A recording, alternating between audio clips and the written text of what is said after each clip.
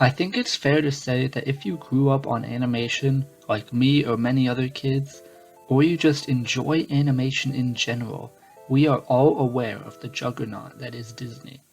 Most of us remember the Disney Renaissance of the 90s, which saw all-time classics like The Lion King and Beauty and the Beast.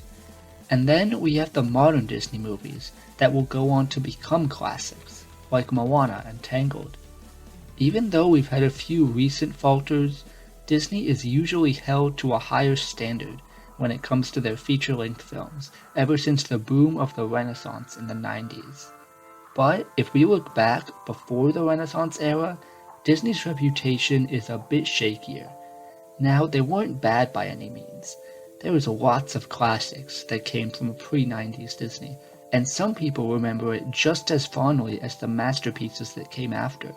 And if you feel that way, that is totally fine. Film is a subjective art form, so you can hold whatever opinion you want regarding these movies, as long as you're not an asshole about it. But to me, some of these classics don't hold up.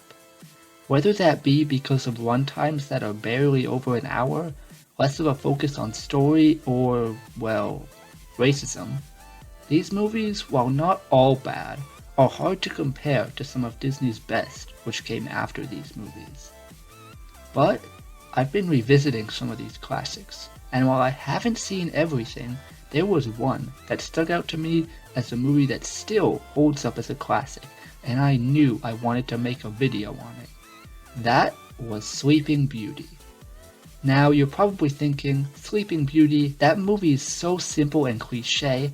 How could that be your choice of an old Disney movie that stands toe-to-toe with the powerhouse films of the 90s to the present? It's just a princess and a prince and true love's kiss. That is so lame and overdone. There is no way this stacks up to the better Disney couples we've seen, like Rapunzel and Flynn, or Eugene from Tangled, or Belle and the Beast from Beauty and the Beast. Even The Lion King, which isn't even really a love movie, has a better couple than this. Well, allow me to explain. A simple story is not always bad, especially when the story has so much fun stuff outside of its romantic leads. Sleeping Beauty has fun side characters, a great villain, and the animation is just gorgeous. But let's dive deeper into that simplicity part.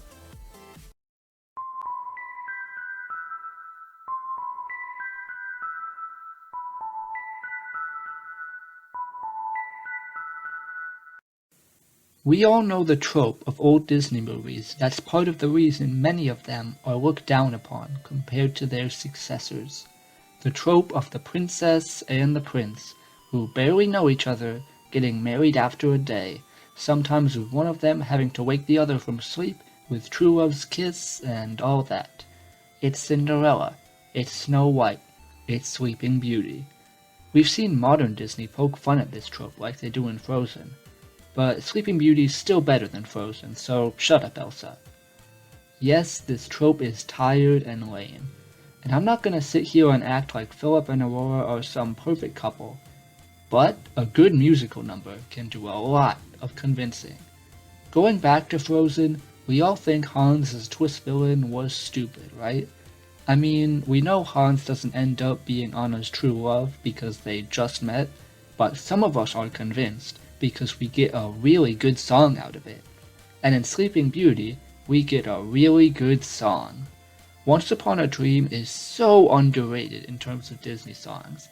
Everyone always talks about the songs from the 90s or modern movies, but this song goes toe-to-toe with them. These two characters, Aurora and Phillip, met briefly when the princess was born and their marriage was arranged. But with Maleficent's curse and Aurora having to live with the fairies, they meet again and we get this song. It starts with Aurora singing on her own, then the animals take the princess' cape and boots and pretend to be the prince. They dance and keep singing until the real prince joins in. One little detail I like is when Phillip watches Aurora and listens to her singing the whole verse. Then, when she sings the verse again, he joins in because now he knows the words. Aurora is surprised by this, but Phillip keeps on going. Admittedly, it does look a bit creepy. Phillip tries grabbing her hand like 3 times until she goes along with it. Then there's another part that just made me laugh. So, after they sing a duet and dance and hold hands, Philip asks her, "Who are you?" These two don't know each other at all. She's got her head resting on his shoulder, and he doesn't know her name. This song is really great, but these two don't know each other at all. That being said, they each go back to their homes talking about how they want to get married. Aurora tells the fairies, and they reveal she can't because she's a princess. Philip tells his father, and his father tells him no, because he's supposed to marry a princess. I actually think this part is kinda cute. These two don't know each other, so they don't know they're already arranged to be married and want to marry each other. I usually don't like the whole misunderstanding trope, but I think it actually works here. The only problem is they legitimately do not know each other. But hey, we still got a good song out of it. And when comparing it to the other princess movies at the time, I think Sleeping Beauty handles it better than Cinderella or Snow White. But then Aurora pricks her finger on the cursed spinning wheel and falls asleep. That brings me to what I think is the weakest aspect of this film, Aurora. She really doesn't have much of a character. She's born, she's 16, she sings Once Upon a Dream, pricks her finger, wakes up, the end. She's the title character, but doesn't get the characterization that goes along with being the title character. We see more characterization given to the Fairies, Maleficent, and Phillip than Aurora. That's not to say she's a bad character, but she's not exactly helping my argument when I want to compare this movie to the Disney Renaissance.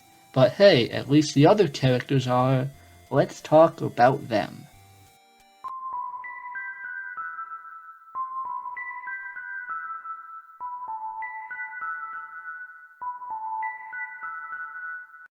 Outside of Aurora, other important characters include Philip, the Fairies, Maleficent, and if you want, you can count the King and Philip's dad.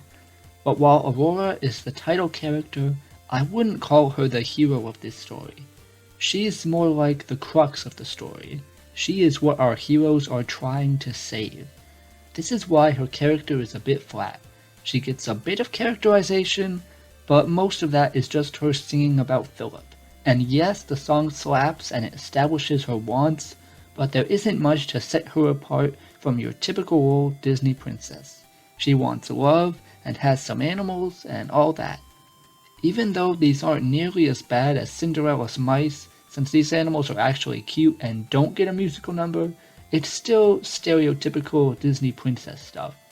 So what makes this movie better than any other old Disney movie or your typical Disney princess flick? Aurora is inoffensive, sure, but what makes this movie great? Well, let's talk about the real heroes of this story, Philip and the Fairies. When Aurora's put to sleep, it's the Fairies who find out first. Meanwhile, Philip goes looking for Aurora at the cottage, where Maleficent is waiting and captures him. Once the Fairies figure this out, they go to Maleficent's castle, and the designs of Maleficent's castle look great.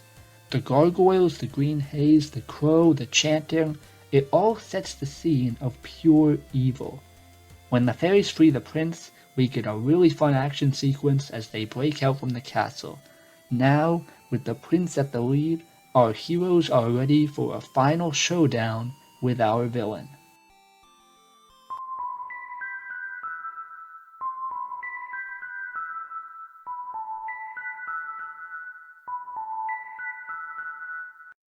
Out of all the Disney villains to get a solo live-action movie, I can see why Disney went with Maleficent. From her very first scene, she just has the presence of evil. From the character design to the score accompanying her entrance through the green flames, to the fearful reactions of all our other characters.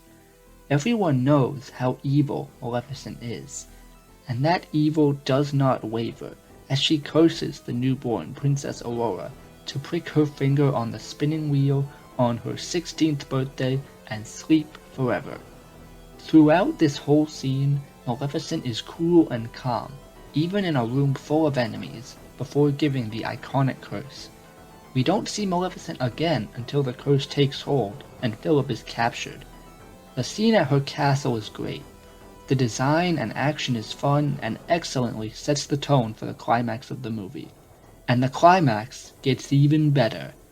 Once Maleficent finds out they've escaped, we see that cold, calculated nature begin to slip.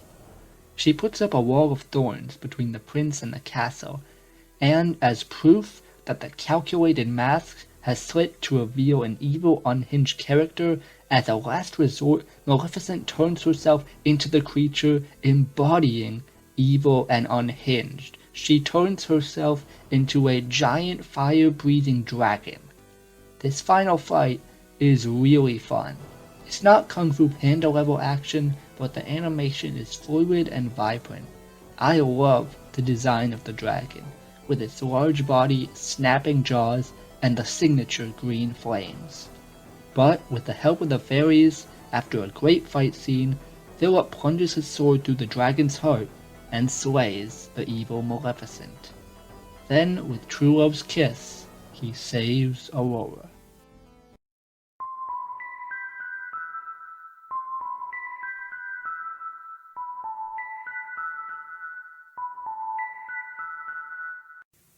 Sleeping Beauty may be a simple movie. It's got a simple love story, a simple plot, but in that simplicity, there is so much to love. A great musical number in Once Upon a Dream, some fun action scenes, a captivating villain, and some excellent animation. Some of the shots and the backgrounds are gorgeous. Say what you will about the beauty of the romance in this movie, but from an animation standpoint, this is a beautiful film. Great character designs and colors and backgrounds. Now, is this the best old Disney movie? I don't know if you can say that for sure. I do like Alice in Wonderland a lot. But I think you can make the argument for Sleeping Beauty. And you can definitely say that this holds up to the standards of the Renaissance.